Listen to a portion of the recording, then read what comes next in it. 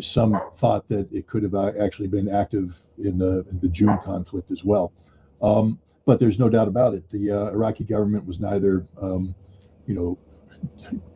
conferenced in on this or consulted, or nor did they give their approval for this. So it's an absolute violation of Iraqi sovereignty by the state of Israel. It's the kind of violation that normally results in a declaration of war.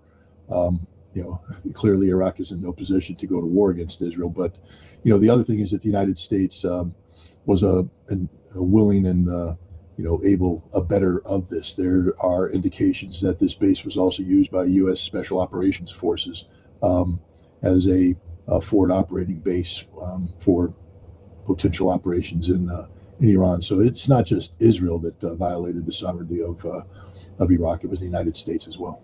Is this what happens when the President of the United States says, I have no need for international law, and the Secretary of Defense calls rules of war stupid? Unfortunately, this is what happens when any American president gets involved in wars of aggression. I'm not saying that we have done something of this scope and scale, but the United States does not respect the sovereignty of anybody when it comes to military operations. We've maintained secret operations facilities without the knowledge of governments in other countries before. But the problem here isn't so much that we're continuing past practice. When the president says that he doesn't care about international law, and when Hegseth speaks about more lethality, less legality, what we're talking about is straight up war crimes.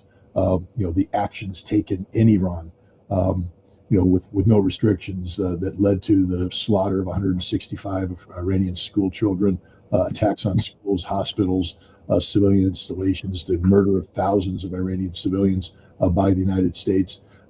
These are the kind of war crimes that are committed when you have a president that says, I'm not bound by the Constitution, and a Secretary of Defense /war who pushes for lethality and without any consideration of legality.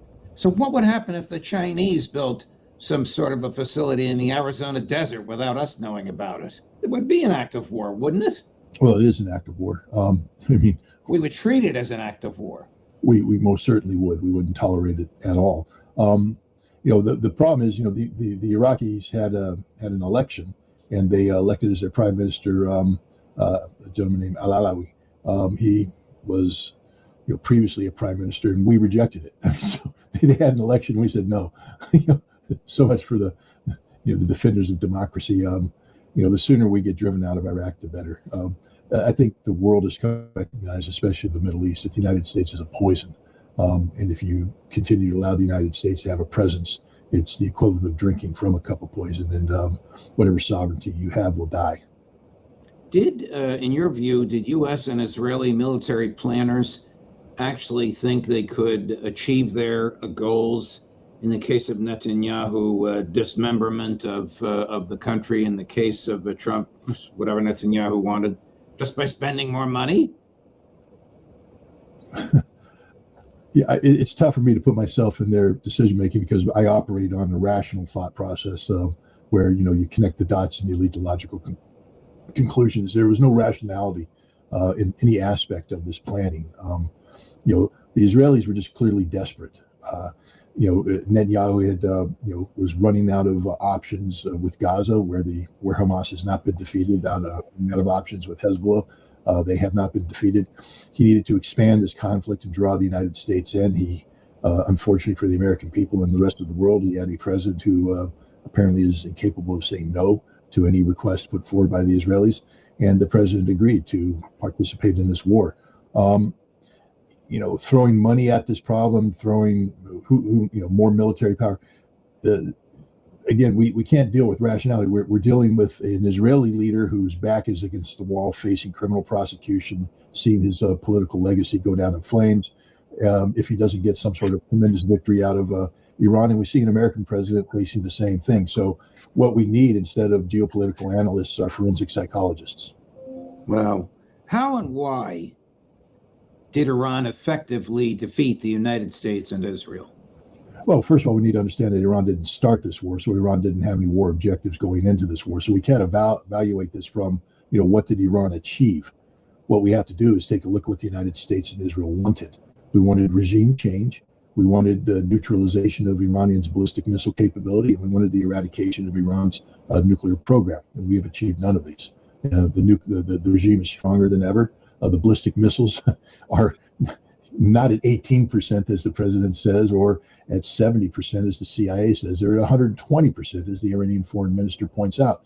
Iran has not only reconstituted the totality of its pre-war ballistic missile capabilities, but has expanded it by 20%. So Iran is far stronger today in ballistic missiles than they were when the war started. And of course, the nuclear program has not been eradicated, and the United States, has not achieved, anything in that regard. So we have failed across the board. But more importantly, we have failed, in a manner which we have never failed before. I point out, we have lost wars. We lost the Vietnam War. We lost the war in Afghanistan. We even lost the conflict in Iraq. But these were political defeats. These were losses that came when the American people and the American political establishment lost the will to continue. These were not losses that were accrued by us being physically defeated on the battlefield. This war is different. We've been physically defeated. We have not accomplished our objectives, and we're out of ammunition. That's the bottom line. I mean, thank you, Senator Kelly, for pointing out that which we all knew about. We have nothing left, and we can't replace it. We're at zero across the board, which means we've not only been strategically defeated in Iran, but we now have lost any strategic ability to project power effectively or threaten the projection of power effectively in the Pacific or in Europe. I mean, no one can fear us now because we have zero capacity to defend ourselves. If the Chinese opted to go to Taiwan today, there was nothing we could do. Wow. And the same thing, if the Russians made a push on Europe, there's nothing we can do. We have no standoff weapons. None. We have no missiles to defend, to shoot down. None. We're down to zero. We've depleted the arsenal. So, this is a defeat across the board. Robert Kagan, who's a very neoconservative guy, has written about this in the Atlantic, which is not a left-wing leaning anti-war publication. It's a transatlantic booster, always in favor of Israel and the push against Iran. And he's come out and basically said what I just said, that this is a strategic defeat like anything we've ever suffered. Wow. Isn't he Mr. Victoria Nuland? He is Mr. Victoria Nuland. He's also the guy when Dick Cheney needed a pep talk, he was the guy that Dick Cheney called up. I mean, we are talking about, a hardcore neoconservative. And, he is saying this is a defeat unlike which the United States is. This is the kind of defeat that changes the global order. Does the Pentagon recognize that it is depleted, or do they still think that they could conduct a massive bombing raid, as Trump has been threatening as recently as last night, on Iran? No, they're the ones that gave Senator Kelly the briefing. They know what the scorecard is. The irony is that Kelly and Hegseth had an exchange in the Senate just a little while ago, public exchange, where Hegseth all but acknowledged that we had drawn things down, but he lied. He said we were going to rebuild, we could reconstitute, we were optimistic. The briefing that was given is the exact opposite of that. They are saying we've got nothing, literally nothing, and we can't rebuild. We don't have time to rebuild. We don't have the production capacity to rebuild. And in some cases, China controls the ability to rebuild because China controls the technology we need to build these missiles. A lot of the components that we use are come from China. Irony.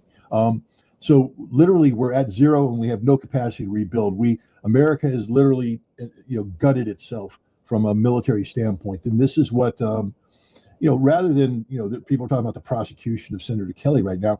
We should applaud him for being honest, because we're being lied to by the administration. We're being lied to by the American president. We're being lied to by the Secretary of Defense /War. We're putting forward this face of strength when there is no strength. The American people deserve to have the truth told to them, especially about issues of war and peace. Alistair Crook told me this morning that the United States is the slowest of major countries in building equipment and resupplying and constructing ammunition. If that's true, why is that the case? Trump thinks he can buy anything. He wants $1.7 trillion for Hegseth to spend in the next year. Just remember this: Donald Trump knows nothing about the military, zero. And yet he's such an egomaniac that he continues to believe that his opinion matters. His opinion doesn't. And Pete Hegseth also knows nothing. He's just a cheerleader, a Fox News cheerleader. No offense, Judge, but no offense at all. So all the man does is cheerlead. The experts are the generals who have worked their way through the system, and they understand these how defense procurement goes. And Congress that has created this system. We have a defense industry now whose sole function is to make money for shareholders. They don't exist to produce weapons for the American warfighter. They don't. And the weapons we produce are outdated by the time we produce them. They don't work, and they just cost far more money than they're worth. We have a system where instead of having a prime contractor that can rapidly do turnaround, we take a weapon and we break it up and we parse it out to as many congressional districts as possible. So we spread load the largesse that's being put down there to put money in the pockets of constituents who then continue to support the specific representative in question. This is a money-making machine where they take U.S. taxpayer dollars and they flow it through the defense industry back into the communities. People might say that's good. For all the people out there going, I hate communism. We have the most communist system in the world where we take the taxpayers' money and we put it through the military and flow it back in. It's government-funded economy. That's it. And it's not designed to produce weapons for the warfighter. It's designed to enrich people. We are incapable of quick turnaround, literally incapable. We have so many rules, regulations, etc. But there's also, that's not the issue. You could work on regulations. It's the way the system is worked. It's the desire. It's the underlying sentiment. The defense industry doesn't exist to protect you. People should know that. Lockheed Martin, Raytheon, these aren't people that are pro-American. They like to fly the American flag and paste it over everything and say, we're here for you. They're not. They're here to rob you blind and give you the worst weapons possible. If you think the Patriot missiles is good, look at its performance. It sucks. None of our weapons work. None of our weapons work the way they're supposed to. They are overhyped, and then we send our men and women into harm's way, and then we're shot. Stuff goes wrong, and pilots get shot down, and equipment breaks, and people run out of ammunition. The system's broke, Judge, and there's no way you can spend your way out of this.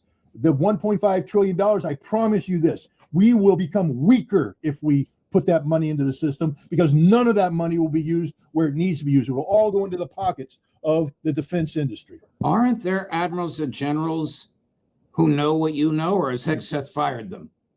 No, they all know. But Judge, again, I don't mean to be too insulting of the admirals and generals today, but I put any one of them in front of me. You don't make 4 stars unless you cycle through defense industry. Okay? And now they all know that when they retire, they have a finite paycheck. I mean, it's nice if you want to live the middle-class lifestyle, which I'm more than happy to do. But these guys, once you get 4-star general, you're used to the first-class treatment. You're used to the big corporate jets. You're used to doors being open. You're used to people treating you nice. So when you retire, you want to get on as many boards as possible to be advising people. You want to be in a position to get on that Lockheed Martin board or other defense industry boards. That's how you make your money. That's how you become a millionaire. I watch generals do this all the time. And the way it works now is by the time you get selected for lieutenant colonel, you're being selected for your potential to be absorbed by the system. You're not selected for lieutenant colonel because you're going to be an effective battalion commander or good combat leader. No. We don't do that anymore. You're selected because you're a politician. You're willing to make the compromises. Then to get to colonel, you've already had to go through a defense industry cycle, and you've already sold your soul. And once they put on that first star, it's over. You're not there for the troops anymore. You're there for yourself. You're there for defense industry. You're there for the system. These generals suck. They should all be fired, and we should promote majors who have good combat records up, and because they can't do a worse job. We just need honest people anymore. We don't have honest leaders anymore. Not a single one of them are honest. Look at the boards that all of these retired generals sit on and tell me I'm wrong. You don't get to sit on these boards unless you sold your soul to the devil. If China decided to use military force to solidify its control over Taiwan, would the United States be in a position to resist? No. Our carrier battle groups would be sunk before they could get in range to launch the aircraft. Our aircraft would get shot down before they get anywhere near the Chinese coast. And we no longer have standoff weapons. All the weapons we were going to use to sit back and take out Chinese missile batteries and all that stuff, they're gone. We blew them in Iran. We don't have any more. So the Chinese, they'll just sit there and they'll saturate Taiwan with ballistic missiles, and the missile defense systems that are supposed to shoot them down don't work. The ones that do work, there is no ammunition for them, and it's over. Game match, China. Fortunately, China doesn't want to do that. China doesn't want to destroy Taiwan. China wants to absorb Taiwan, which they should be able to do because of our one China policy. But the one China policy has always been a lie since it was promulgated to begin with. So, right. What leverage, or to use the language of the streets, what cards does Trump have for his meeting with President Xi on Friday? None whatsoever. None. He wanted, and I'm glad you brought China up because, everybody's talking about this Iran conflict as if it's a conflict that's been foisted on us by Israel, and it has been. And Israel, of course, pushed for it, and Trump said yes. But the people in the administration that said, this is a good idea, one of them was Scott Bessent, who's Secretary of Treasury. And what he was telling the president is this is our opportunity to deny China yet another energy supplier. We did that with Venezuela. The president already has Maduro's head on the bag that he can bring to Xi. That was the plan. And he was supposed to be bringing the Iranian head as well. Topple the regime, quick takeover. We own the Iranian oil production and we cut them off from China. And then we roll into that meeting, throw two heads on the table and say, China, we can get you this energy, but you have to start playing ball with us. You have to, for instance, start, we want you to split from the Russians, and we want this BRICS things to go away, and we want all this to happen. That was the plan. That was the Scott Bessent plan, to bring China to its knees. He likes to say that a lot. He tried to bring Russia to its knees. It didn't work out too well. He tried to bring Iran to its knees. That's not working out too well. But now he wants to bring China to its knees. That didn't work. That's why Trump canceled the first meeting, because he didn't have that second head. And now he's got nothing. I mean, to give you an example of the humiliation the United States has suffered because of Scott Bessent and because of Marco Rubio and because of our Chinese policy, we, in the name of the Dunroe Doctrine, we told the Chinese they had to get out of Panama. We told the Panamanians they had to cancel the port management contracts they had with these companies. And Panama dutifully obeyed. And we said, "Damn, we've removed China from the Americas. We're doing great." The Chinese went, "All right, any company that does business in that port can't do business in China." You know how many companies do business in that port today? None. Zero. And that's a big problem right now because it's hurting Panama, it's hurting companies. But that's the leverage the Chinese have. If they understand now that they could tell the United States to pound sand, which they did. We put secondary sanctions on private Chinese oil refineries that were receiving Iranian oil. And Chinese government came in and said, ignore them. Told the refineries, ignore them. Anybody who sanctions a Chinese refinery will get hit with counter sanctions. And that's what we told the United States. That's what China told the United States. We're ready to go to economic war. And that's where China is right now. Now they have the strategic advantage. The only thing that Trump can bring to the table right now is to tell the Chinese, how can we cooperate to bring an end to this so that we can get the oil flowing back to you and we can get the oil flowing and everything. Cooperate with the Chinese. That's 180 degrees from what he's been preaching his first year and a half in the in this term. That's the only choice he has right now because he has the only card he has to play is, we being the United States can lift the blockade and get oil flowing from the Strait of Hormuz if we get a deal with the Iranians, help us get a deal with the Iranians. And that, I think, is what they'll be focused on. Is President Putin attempting to resolve the U.S.-Israeli war with Iran or restrain Trump and Netanyahu, or both? Well, I think by restraining us, he's seeking to resolve it. The goal here is to bring it into the fighting, but also to create conditions for normalcy in the global energy markets, which is something Russia very much desires. All these people, Russia's raking in the money and all this stuff. Yeah, but Russia likes predictability. They like stability, and they need predictability and stability in the global energy markets. So they also need the United States to not just stop waging war in Iran, but also stop facilitating the waging of conflict in Ukraine. Will do the Russians and the Chinese understand how bereft of effective military hardware and ammunition the United States is? Do the Iranians understand it? Well, I think everybody understands it. Why do you think the Iranians are just saying, go to hell? And the Russians aren't afraid of anything right now. They're not even afraid of nuclear weapons. This is where everybody needs to become very concerned right now. As the United States weakens its hold on Europe, you have European powers trying to say, recognizing that maybe that American nuclear umbrella isn't as good as it used to be, or may not even exist. Trying to step up to the plate nuclear-wise.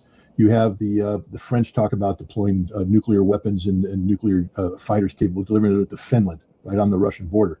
You have Germany talking about joint nuclear sharing with the British and the French. You have the British and the French coming up with their own nuclear doctrine. And the result is you have Dmitry Medvedev, the former president, current deputy secretary of the National Security Council of Russia, basically warning the Germans, because the Germans are also saying maybe we should get nuclear weapons. And he says the outcome here will be the total destruction of Germany. We will wipe you off the map. You have Sergei Karaganov, who's a very influential advisor to Vladimir Putin, talking about not just holding Europe to account, but the need for preemptive use of nuclear weapons against Europe. He says that basically at this point in time, Europe is such a fundamentally diseased continent that Russia needs to eradicate them, preempt them, destroy them, that there's nothing left of value in Europe. And so Europe should be eliminated before it can threaten Russia. And when he says eliminate, he means with nuclear weapons. We're in a very dangerous state of play here. And the United States could use its leadership to help calm things down. With your general impressions from your time in Russia and the environs, your interactions with Russian leaders, thinkers, elites, and ordinary folks? Well, the first thing I would say is that if you're getting your impression of Russia from Western mainstream media, from social media, you're getting the wrong impression. I'm familiar with what's been being bandied about in mainstream media and been following social media. It's whatever algorithms you use to decide what goes in front of people. It's heavily weighted in favor of a pro-Ukrainian narrative. And the pro-Ukrainian narrative is being carefully crafted by the British and American intelligence services. It's an ongoing psychological warfare operation that's designed to create the impression that Ukraine is not just standing firm, but winning, that Ukraine has turned the corner, that Russia is faltering, that Russian leadership is weak, and that the Russian people are starting to lose faith, and that there's a chance if we just keep on putting the pressure on Russia that they'll break, and there will be a Western victory, and Ukraine will be the democracy everybody wants it to be. It's all false. Yes, there are drone attacks. I was in Moscow and St. Petersburg when both of those cities were attacked, and there's no doubt that drones got through and they struck some targets. The notion that these targets that were struck represented strategic targets of immense value to Russia, and that the Russian economy took a heavy hit is absurd in the extreme. The notion that the people of Russia are broken by these ongoing attacks is likewise absurd in the extreme. On the same day that Moscow was attacked, the streets of Moscow were full of people just living their life as they do. I spent a considerable amount of time in the Donbass, in Lugansk, Donetsk, and Zaporozhye. Very different situation then. It's a very serious situation. The Ukrainian drones are a ever-present threat. I myself was attacked twice.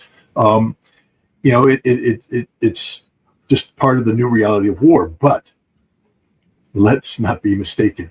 The drone pressure being put on Russia by Ukraine is because that's the only vector of pressure that Ukraine has left. They are losing badly on the battlefield. It's a very bloody war. I will tell you this, that talking with the Russian soldiers, talking with their commanders, the Ukrainians are putting up a hell of a fight, and the drones make life miserable for the Russians. They admit it. They are taking casualties, but they are prevailing. They're inflicting more casualties than they're taking, and they're advancing, making significant advances, and they're very confident that they will secure the Donbass region this summer. And there's no reason to doubt them.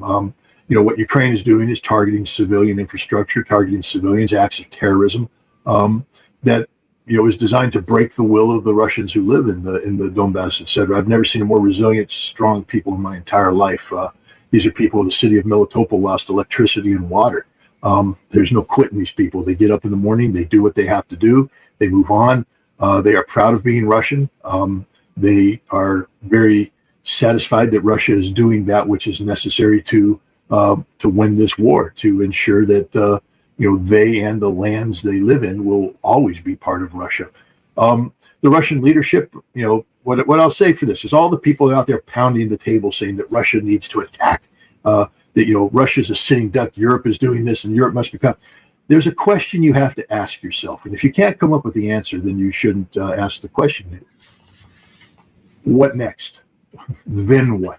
Okay, so let's say, for instance, that Russia strikes a Polish airfield that serves as the major conduit of these Western weapons that are assisting the Ukrainians. Then what? What's next?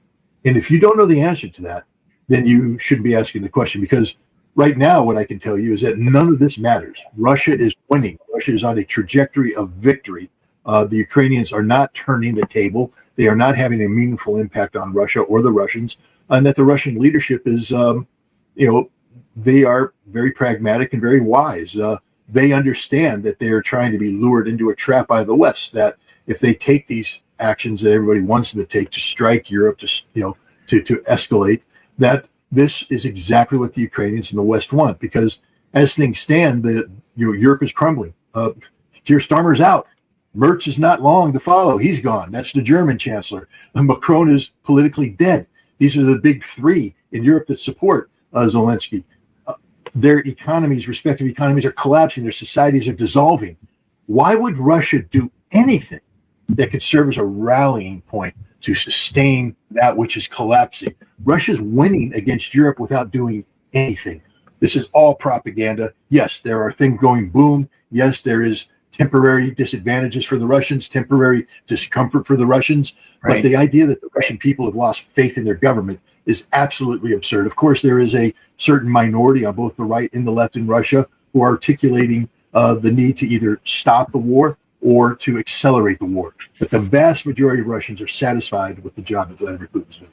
What European nations are known to be assisting the Ukrainians in attacking inside Russia, Russian assets and Russian people? Well, we know for a fact that that England has been called out. The Storm Shadow missiles that were used, at least that's the initial assessment. There's some people that say they may have been an early batch of a new American, air-launched cruise missile, the AGM-188. But there's no evidence that has actually been delivered. In fact, the first prototypes weren't scheduled to be delivered until October of this year. So they'd have to be way ahead of schedule in order to have reached an operational capability.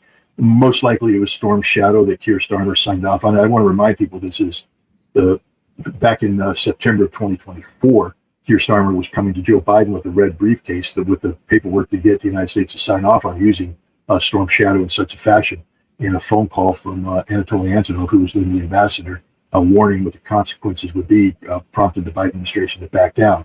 Here we have the British boldly crossing this red line. And as Vladimir Putin has said, they know that this isn't something where the British provide a weapon to Ukraine and then Ukraine acts on it. Russia knows that it was the British who gathered the intelligence. It was the British who enabled the guidance. It was the British that basically did everything but push the button. So Britain is attacking Russia. This is a big problem. But again, the people that say, well, then Putin needs to attack Great Britain, then he does that. And the next question is, and then what? You see, Keir Starmer just collapsed. Britain right now is in political chaos. They may not come out of this political chaos. 4 prime ministers in 4 years. The next prime minister may not last 4 months or 4 weeks. Why would Russia want to change this dynamic? The dynamic is in favor of Russia right now. So yes, the British are attacking. The Germans are attacking. The Germans are getting ready to, build new long-range standoff weapons that they will give to Ukraine to carry out the attacks. The British and the Germans are collaborating on the Firepoint 5, the Flamingo. We know the Czechs are involved. We know the Danish are involved. I'm sure if I dug a little bit deeper, I could come up with even more nations there. The United States is heavily involved. I was hunted down by a drone called the Hornet.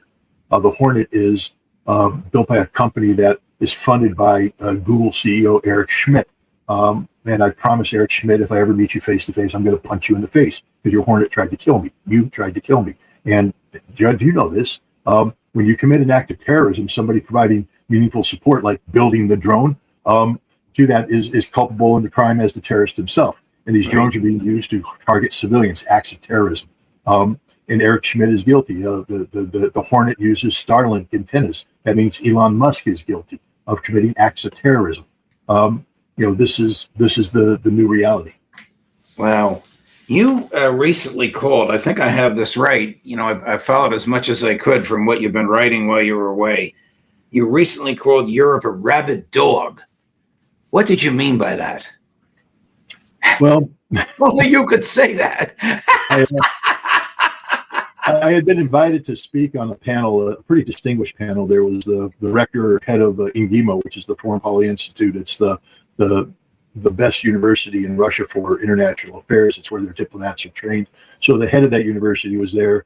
Several of his professors were there, and a deputy foreign minister of the Russian Federation was there. And I was told that this was sort of a chance for me to establish my reputation as a very calm, rational thinker, because many Russians were intimidated by my passionate at moments.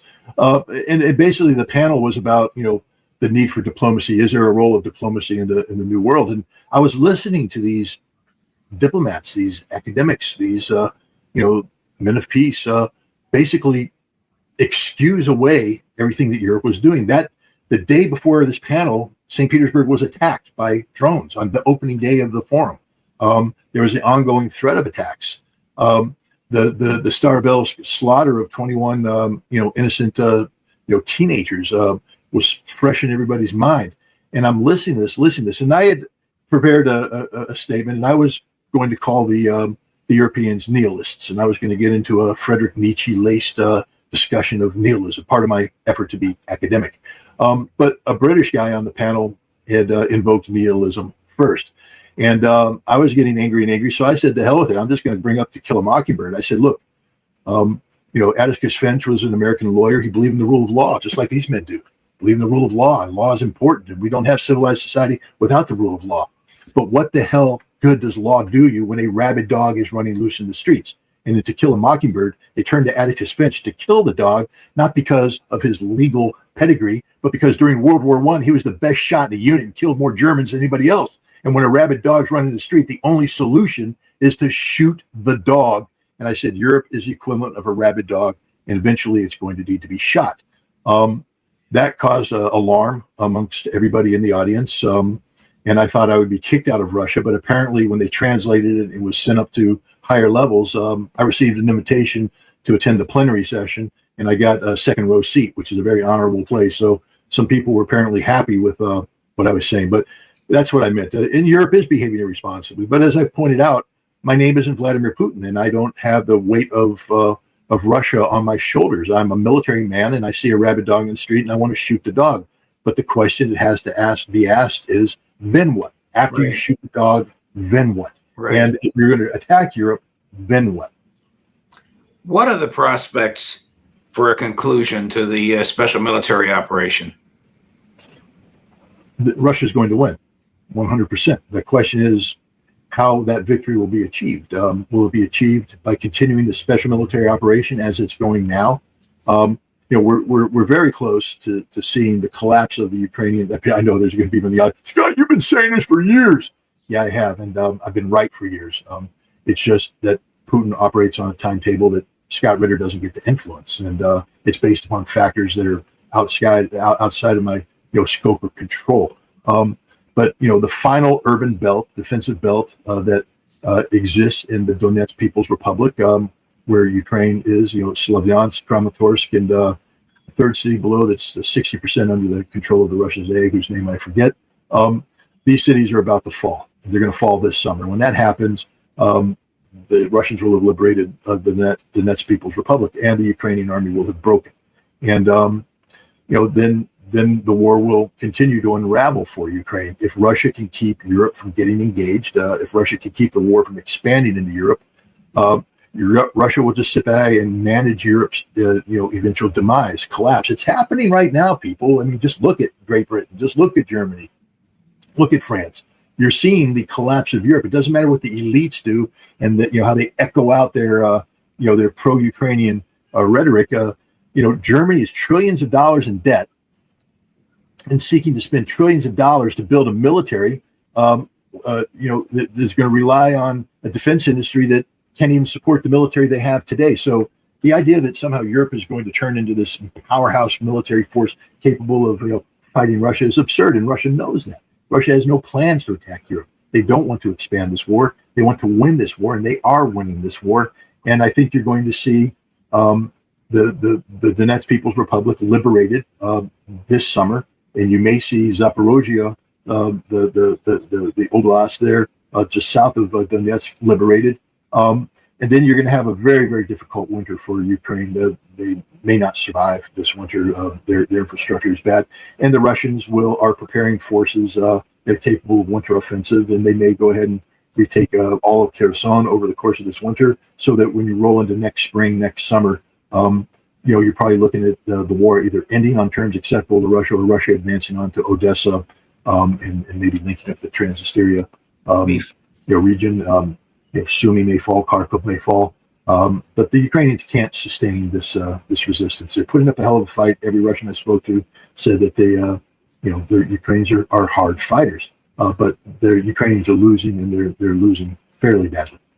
Before we transition over to Israel and Iran, here's one of the last things that Keir Starmer signed off on while he was still prime minister. Britain tests long-range missiles to help Ukraine bomb Moscow. Experimental systems, each carrying a 250-kilogram warhead, could potentially reach the Russian capital from Kyiv. What can you tell us about this? Oh, there's Maverick. It's good to hear him.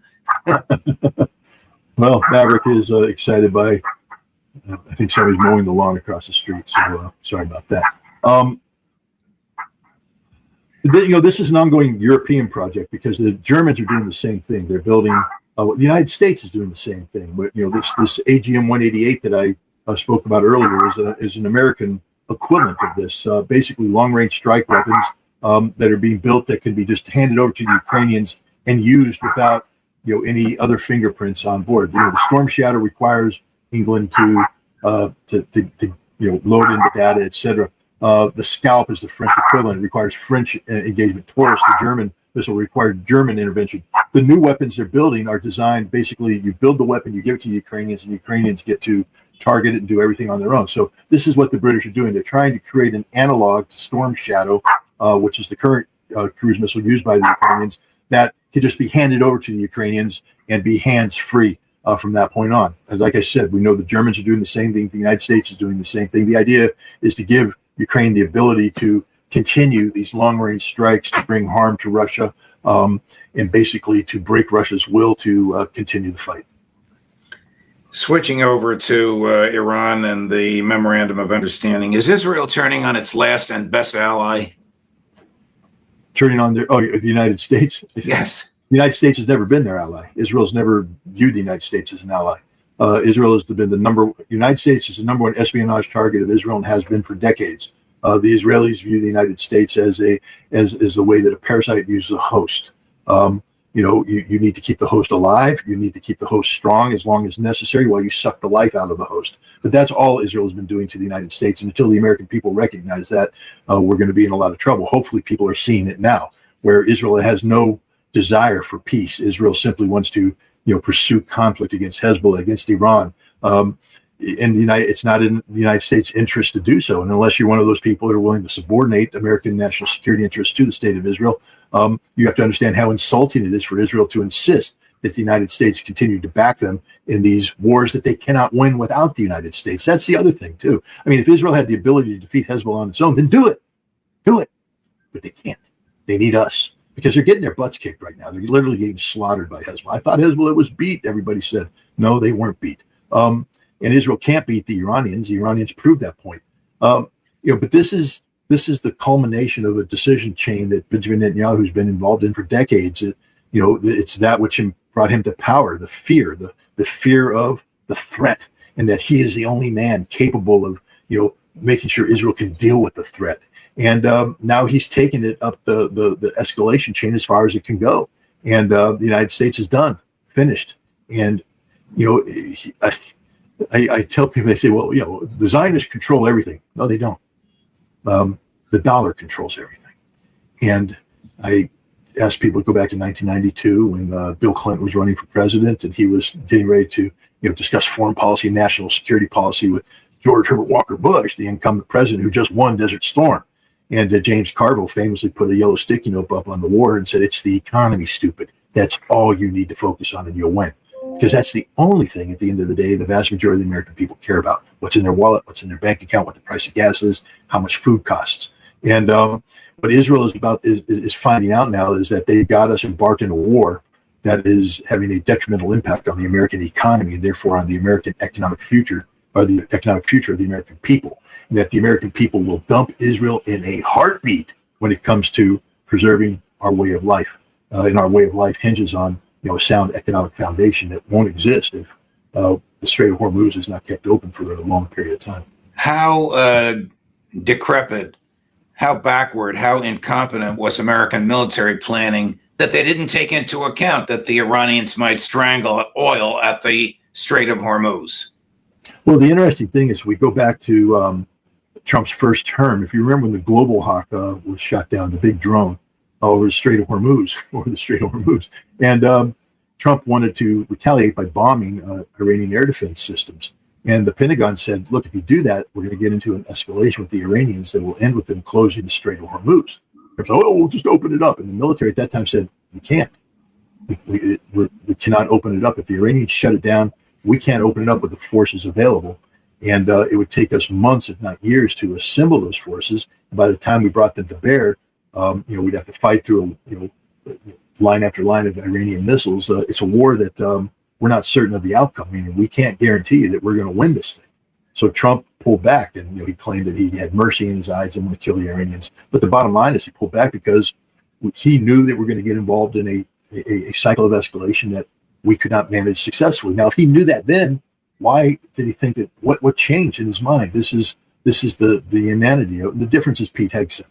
Back then, you had a chairman of the Joint Chiefs of Staff, Lloyd Austin, and you had, Secretary of Defense Lloyd Austin, chairman of the Joint Chiefs of Staff, I think Mark Milley, who, were honest and said, we can't do this. This is not, we can't guarantee the outcome.